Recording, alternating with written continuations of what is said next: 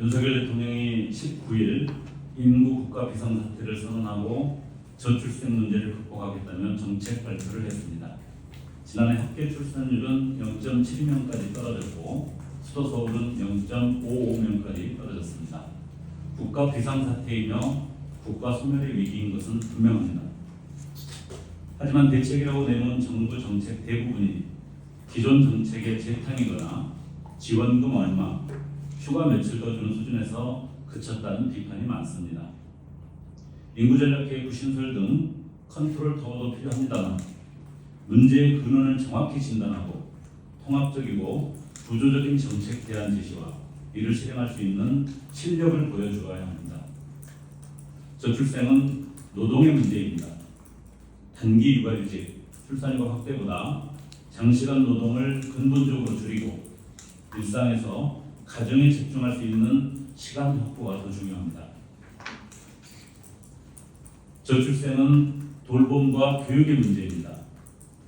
국가가 보장하는 높은 수준의 아동 보육, 교육 서비스와 육아 취약 가구 특별 지원 등을 통해 모든 영유아의 평등한 출발을 보장해야 합니다. 또 저출생은 주거권의 문제입니다. 대출 완화를 통한 영끌 유도로 청년들을 빚더미에 앉힐 게 아니라면 주거권의 차원에서 충분하고 적정한 공공주택 제공을 국가가 책임져야 합니다.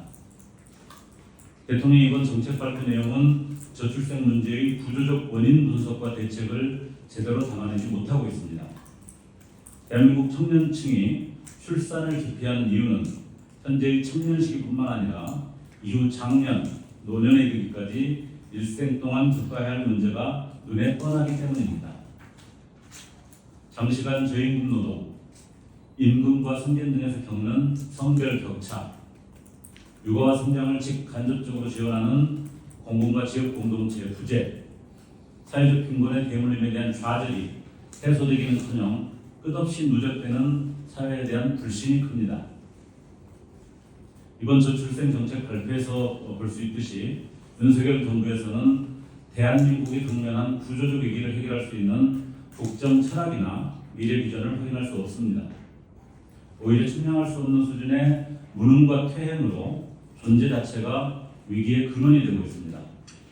조국혁신당은 저출생 문제의 해법으로 사회권 선진국이라는 비전을 제시합니다.